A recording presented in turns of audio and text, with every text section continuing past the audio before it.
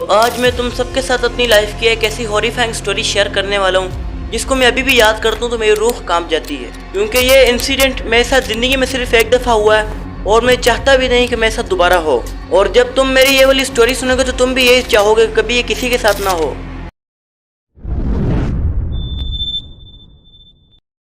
तो यार मैं एक दिन थोड़ा पढ़ाई और इधर उधर के कामों की वजह से काफी थक चुका था। उस दिन मैं सिर्फ एक ही चीज चाहता था कि बस यार एक बार आंख लग जाए, थोड़ा सा सो जाऊं, कुछ थकावट दूर हो जाए।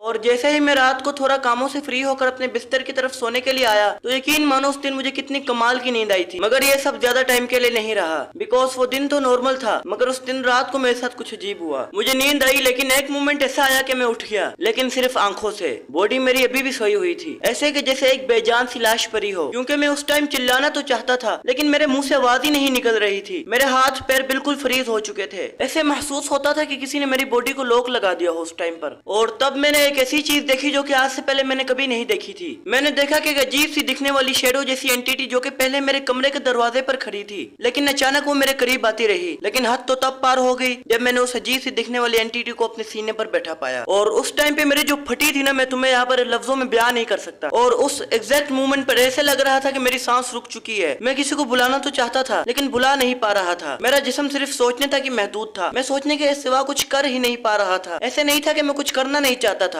बल्कि सच बताऊं तो मुझसे कुछ हो ही नहीं रहा था। नॉर्मली अगर किसी के साथ ऐसी कोई सिचुएशन होती है तो वो फिर सो नहीं पाते, उनकी आंख खुल जाती है। मगर मेरे साथ कुछ बहुत ही अजीब हुआ था। शायद तुम्हारे साथ ऐसा कभी हुआ हो। लाइक वो एंटिटी पहले मेरे सीने पे बैठी रही। उस टाइम पर ऐसा लग रहा था कि मेरा सीना नीचे की तरफ दब रहा है। मैं चाहता था कि मैं किसी को आवाज दूं, किसी को बुलाऊं अपनी मदद के लिए, क्योंकि मेरे साथ ही मेरे बहन भाई लेटे हुए थे। लेकिन मैं चाहकर भी उनको नहीं बुला पा रहा था। ऐसा लगा था कि किसी ने मेरी जुबान को ताला लगा दिया हो। और मुझे लग रहा था कि जब वो चीज मेरे सीने के ऊपर से हट जाएगी तो सब नॉर्मल हो जाएगा। लेकिन असली क्लाइमेक्स उसके बाद ही हुआ, जब वो अजीब सी दिखने वाली चीज मेरे ऊपर से हटी। तो उसके बाद अगले जो 2 या 3 मिनट थे मेरी जिंदगी के सबसे मुश्किल 3 मिनट थे। मुझे ऐसा सदमा लग चुका था कि ना मैं जी पा रहा था और ना मैं मर पा रहा था। I mean, ना मैं सही तरह जाग रहा था और ना मैं सही तरह सो रहा था। और फिर जैसे तैसे करके मुझे नींद आ ही गई। और ऊपर से मैं इतना बड़ा ओवर थिंकर हूं ना, अगले 3-4 दिनों तक मैं इसी चीज के बारे में सोचता रहा। और मैं किसी को बता भी नहीं पा रहा था, बिकॉज मैंने किसी को बताया लेकिन उनका आगे से ऐसा कहना था।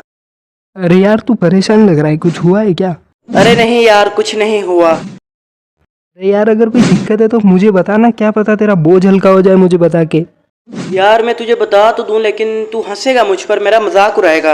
अबे ऐसी क्या बात है जो मैं तेरे ऊपर हंसूंगा? तू प्रेग्नेंट थोड़ी है। अरे सॉरी सॉरी, नहीं उड़ाऊंगा मजाक, पक्का बता चल क्या हुआ। हाँ भाई, मैं सच में प्रेग्नेंट हूँ। अबे सही सही बताना क्या हुआ है, तू मेरे को भी परेशान कर रहा है। तो यार बात दरअसल ऐसी है कि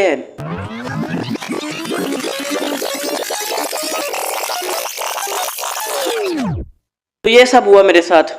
अबे यार ये सब आदमी का वहम होता है या फिर उसका बुरा सपना होता है। इन सब चीज़ों से डरने की कोई ज़रूरत नहीं है, एकदम चिल होके लाइफ जीनी चाहिए, इन सब चीज़ों के बारे में नहीं सोचना चाहिए। और उसके बाद फिर मैंने किसी को नहीं बताया, तो आज मैं इस स्टोरी को तुम सबके साथ शेयर कर रहा हूँ। और ये मेरी लाइफ की सबसे हॉरिफाइंग स्टोरीज में से एक स्टोरी है। और लिटरली ये इतनी ट्रॉमेटाइज सिचुएशन थी कि उस टाइम पे मुझे लग रहा था कि मेरी मौत का वक्त करीब आ चुका है। यार मैं हिल क्यों नहीं पा रहा? मेरे बॉडी को क्या हुआ है? क्या इसी मोड़ पर आके मेरा खात्मा होना था? क्या मेरी बस इतनी ही कहानी थी? मगर क्यों? तो ये वीडियो इतनी ही थी। तुम बताओ तुम सबको ये वीडियो कैसी लगी, और क्या तुम सबकी कोई ऐसी स्टोरी है? अगर कोई है तो कमेंट में ज़रूर बताना। और ये वीडियो कैसी लगी ये भी कमेंट्स में बताना। अगर अच्छी लगी तो लाइक कर देना और चैनल को भी सब्सक्राइब कर देना। और अपने दोस्तों के साथ यार वीडियो को शेयर कर देना। मैं मिलता हूँ नेक्स्ट वीडियो में। बाय।